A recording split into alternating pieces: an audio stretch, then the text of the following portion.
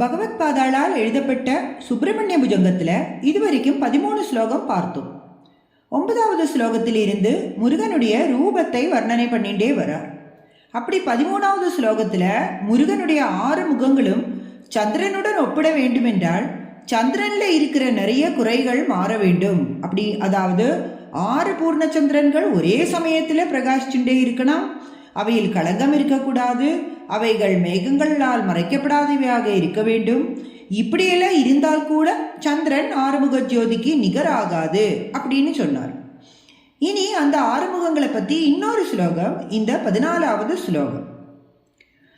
ஸ்புரன் மந்தஹாசை சஹன்சானி சஞ்சத் கடாட்சாவலி பிருங்க சங்கோஜ்வலானி சுதாஸ்யந்தி பிம்பாதராணி சசூனோ தவாலோகயே ஷண்முகாம்போருஹாணி. ஸ்புரன் மந்தஹாசை, உன்னுடைய மந்தகாசம் பிரகாசமா இருக்கிறது. ஏது போல? சஹன்சானி சஞ்சத், ஹம்சங்கள் சந்தோஷமாக சஞ்சரிப்பது போல் பிரகாசமாக இருக்கிறது உன் மந்தகாசம். கடாட்சாவலி, இப்போ உன்னுடைய கடைக்கண் பார்வையோ பிருங்க சங்கோ ஜுவலானி, ஜொலிக்கும் வண்டுகளை போல், தாமரை மலரை வட்டமிடும் ஜொலிக்கும் வண்டுகளை போல் இருக்கு உன்னுடைய கடைக்கண் பார்வை. சுதாஸ்யந்தி பிம்பாதராணி ஈஷசூனோ, ஈஷசூனோன்னு கூப்பிடுறார். அதாவது பரமேஸ்வரனுடைய புத்திரனான முருகா, சுதாஸ்யந்தி பிம்பாதராணி, பிம்பாதராணினா கோவைப்பழம் போல் இருக்கும் உன்னுடைய உதடுகள். சுதாஸ்யந்தி, அவைகள் தேனை பொழிகிறது. அப்படிப்பட்ட தவாலோகையே ஷண்முகாம்போருஹாணி, இப்படிப்பட்ட தவ ஷண்முகாம்போருஹாணி, ஷண்முக அம்போருஹாணி, அதாவது 6 முகத்தாமரைகளை ஆலோகியே நான் பார்க்கிறேன். இப்படி முகத்துக்கு அம்சம், வண்டு, தேன் இந்த ஓமைகளை எல்லாம் சொல்லி அந்த முகங்கள் தாமரை மலர்களை போல் இருக்கிறது அப்படின்னு சொல்கிறார். அப்படிப்பட்ட ஹே பரமேஸ்வர புத்ரா, உன்னுடைய 6 முகத்தாமரைகளை நான் பார்க்கிறேன் என்கிறார் ஆச்சாரியார். இனி 15வது ஸ்லோகம். இது முருகனுடைய கடாட்சத்தின் மகிமையை சொல்கிறது. விஷாலேஷு கர்ணாந்த தீர்கேஷ்வஜஸ்ரம் தயாஸ்யந்திஷு துவாதசஸ்வீட்சணேஷு மயீஷத் கடாட்சः சக்ருத்பாதிதश्चेத் பவேதே தயாசீல காநாமஹானிஹி. தயாசீலா, ஹே தயாசீலா, தயே வடிவான சுப்பிரமணியமூர்த்தியே. விஷாலேஷு கர்ணாந்த தீர்கேஷ்வஜஸ்ரம், விஷாலேஷு கர்ணாந்த தீர்கேஷு, அதாவது காது வரைக்கும் நீண்டிருக்கும் உன் விஷாலமான கண்கள். அதில் அஜஸ்ரம், எப்போதும் தயாஸ்யந்திஷு, தய பொழிஞ்சுட்டே இருக்கு. துவாதசஸ்வீட்சணேஷு, அந்த 12 கண்களில் இருந்து எப்பவும் தயை வழிஞ்சுட்டே இருக்கு. மயீஷத் கடாட்சः, ஈஷது கடாட்சக, கொஞ்சம் கடாட்சத்தை, துள்ளியோண்டு பார்வையை, சக்ருத் பாதிதश्चेத், பாதிதश्चेத் விழ வைக்க கூடாதா, சக்ருது ஒரே ஒரு தடவையாவது. பவேதே தயாசீல காநாமஹானி, ஹே தயாசீலா, பவேதே காநாமஹானி, இதனால உனக்கு என்ன நஷ்டம் வரப்போறது? முருகா, உனக்கு 12 கண்கள் இருக்கு. எல்லா கண்களும் விசாலமா காது வரைக்கும் நீண்டு இருக்கு. அப்படி இருக்கும்போது ஒரு கண்ணால, அது கூட முழு கண் வேண்டாம், கடை கண்ணால என்னை ஒரு பார்வை பார்த்தாயே ஆனால் நான் பிழைத்து விடுவேன். உனக்கு அதனால ஒரு குறையும் இல்லையே, ஒரு நஷ்டமும் இல்லையே அப்படின்னு முருகனை தயை காண்பி அப்படின்னு பிரார்த்தனை பண்ணுகிறார் ஆச்சாரியா. இனி 16வது ஸ்லோகத்தில் முருகப்பெருமானுடைய மஸ்தகம், அதாவது தலையை பற்றி சொல்கிறார். சுதாங்கோத்பவே மேசி ஜீவேதி ஷட்டா ஜபன் மந்திரமீஷோ முதா ஜிக்ரதேயான் ஜகத்பார பிருத்யோ ஜகநாததேப்யஹ கிரீட்டோஜ்வலேப்யோ நமோ மஸ்தகேப்யஹ. பரமேஸ்வரன் தன் குழந்தையான முருகப்பெருமானை உச்சி முகர்ந்து ஆசீர்வாதம் பண்றார். பொதுவாகவே அப்பாவுக்கு குழந்தைய பார்க்கும்போது இவன் என் உடம்புலேருந்து உண்டானவன் அப்படின்னு சந்தோஷம் வரும். ஒருத்தன் தானே தான் தன்னுடைய குழந்தையா பிறக்கிறான். அப்புறம் உலகிலிருந்து போனாலும் தன் புத்திரன் மூலமா இந்த உலகத்துல இருக்கான் அப்படின்னு சொல்வார்கள். அப்படி முருக குழந்தையை எடுத்து பரமேஸ்வரன் உச்சி முகர்ந்து சந்தோஷப்படுறாராம். சுதாங்கோத்பவோ மேசி ஜீவேதி ஷட்டா. சுதாங்கோத்பவோ மேசி, குழந்தை கிட்ட நீ என்னுடைய சரீரத்திலிருந்து உண்டானவன். ஜீவ இதி ஷட்டா, ஜீவ ரொம்ப தீர்காயுசாயிரு, இதே ஷட்டா இப்படி 6 தடவைகள் ஒவ்வொரு சிரசையும் எடுத்து உச்சி முகர்ந்து சொன்னாராம் பரமசிவன். ஜபன் மந்திர மீஷோ முதா ஜிக்ரதேயாள்.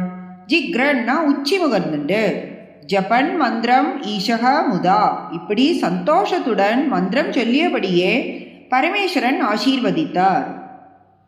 ஜகத்பார பிருத்யோ ஜகநாத தேபியக.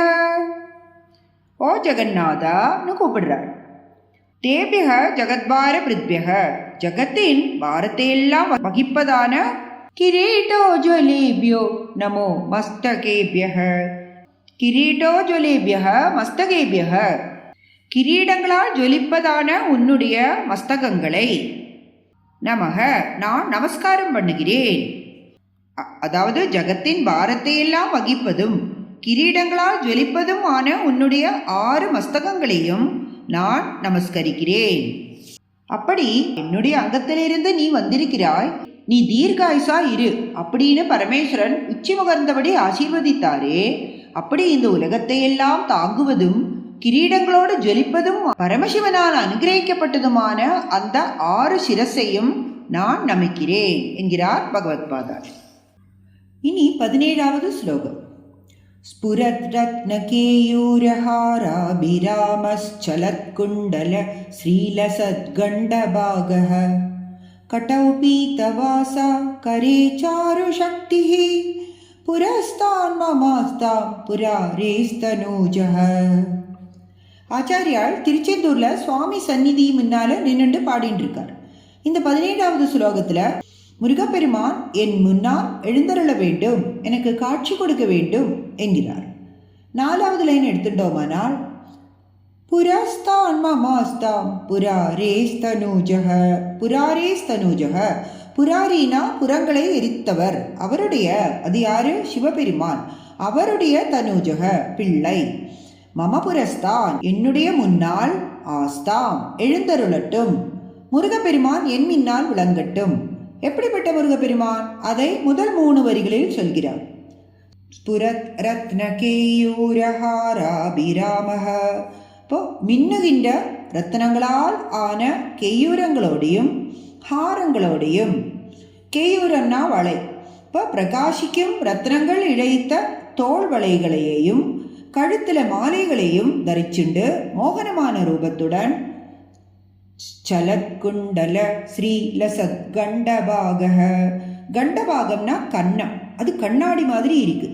காதில் போட்டுருக்கிற அசையும் குண்டலங்களின் ஒளி அவருடைய கன்னத்தில் பட்டு ரிஃப்ளெக்ட் ஆகுது.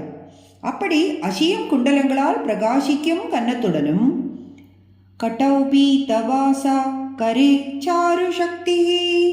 கட்டௌனா இடுப்புல, பீதவாசா மஞ்சள் பட்டு தரிச்சுண்டு, கரே கைகளில், சாரு சக்திஹி அழகான சக்தியுடன். இங்கே சக்தி என்பதற்கு வேல்னு அர்த்தம். பராசக்தி கொடுத்த அந்த வேலாயுதத்தை கையில் தரிச்சுண்டு என் முன்னால் வர வேண்டும் அப்படின்னு பிரார்த்திக்கிறார். அப்போ மோகனமான ரூபத்துடன், ரத்னங்கள் இழைத்த தோள்வளை மாலைகளுடன், அசியும் குண்டலங்களால் ஒளிவிடும் கன்னத்துடன், மஞ்சள் பட்டு பீதாம்பரம் இடுப்பில் தரித்து கையில் வேலுடன் அந்த திரிபுரங்களையும் எரித்த சிவபெருமானுடைய பிள்ளையான முருகப்பெருமானே என் முன்னால் வர வேண்டும் அப்படின்னு பிரார்த்தனை பண்ணுகிறார் ஆச்சாரியார். இப்போ இந்த ஸ்லோகம் சொன்னபோது முருகப்பெருமான் நேரில் வந்து காட்சி கொடுத்தார் என்று சொல்கிறார்கள். இனி 18வது ஸ்லோகம். இஹாயாஹி வத்சேதி ஹஸ்தான் பிரசார்யாஹ்வயத் யாதராத் சங்கரே மாதுரங்காத் समुत्पत्य तातं श्रयन्तं कुमारं हराश्लिष्टगात्रं भजे बालमूर्तिम्. இது ரொம்ப அழகான ஸ்லோகம். முருகன் அம்மா மடியில் உட்கார்ந்திருக்க, என்கிட்ட வா அப்படின்னு செல்லமா அப்பா கூப்பிட தாவே ஓடி வந்து அப்பாவை கட்டிக்கிறாராம் குழந்தை முருகன். அந்த பாலசுப்பிரமணியனை நான் வழிபடுகிறேன் அப்படின்னு ஆச்சாரியால் சொல்றார். இகாயாஹி வத்சேதி ஹஸ்தான் பிரசாரிய. இகாயாஹி வத்ச, வத்சனா குழந்தாய், இகாயாஹி இங்கே வா, இது ஹஸ்தான் பிரசாரிய இப்படி 2 கைகளையும் நீட்டி, ஆஹ்வயத் யாதராஷ்சங்கரே மாதுரங்காது. ஆஹ்வயதி அப்படின்னா கூப்பிடுகிறார், அதுவும் ஆதராது ரொம்ப செல்லமாக கூப்பிடுறாரா சங்கரர். உடனே மாதுரங்காது அம்மாவின் மடியிலிருந்து, சமுத்பத்ய தாத்தம் ஸ்ரயந்தம் குமாரம். சமுத்பத்ய குதிச்சு வந்து, தாத்தம் ஸ்ரயந்தம் அப்பாவை கட்டி கொள்ளும், குமாரம் அந்த குழந்தையை, ஹராஸ்லிஷ்ட காத்திரம் பஜே பாலமூர்த்திம். ஹராஸ்லிஷ்ட காத்திரம், ஹரன் அதாவது பரமேஸ்வரன், ஆஸ்லிஷ்ட காத்திரம் அப்படி கட்டி அணைத்து கொண்ட சரீரம், அப்படிப்பட்ட அந்த பாலமூர்த்தியை பாலசுப்பிரமணியனை, பஜே பாலமூர்த்திம் பஜே நான் பஜிக்கிறேன், நான் வழிபடுகிறேன். அப்படி பார்வதி தேவியின் மடியில் இருந்த முருகனை இங்கே என்கிட்ட வா அப்படின்னு கூப்பிட்ட உடனே துள்ளி ஓடி அப்பா கிட்ட போறார் முருகன். உடனே அப்பா அந்த குழந்தையை அள்ளி எடுத்து அணைக்கும் காட்சியை ஆச்சாரியால் இந்த ஸ்லோகத்தில் நம்ம கண் முன்னால கொண்டு வர்றார். இப்படி உமையோடும் ஸ்கந்தனோடும் கூடிய பரமேஸ்வரனை சோமாஸ்கந்தமூர்த்தி என்று சொல்வார்கள். அப்படி இந்த ஸ்லோகத்தால் அந்த சோமாஸ்கந்தமூர்த்தியை நாம் தரிசனம் பண்ணும் பாக்கியம் கிடைக்க பெற்றோம்.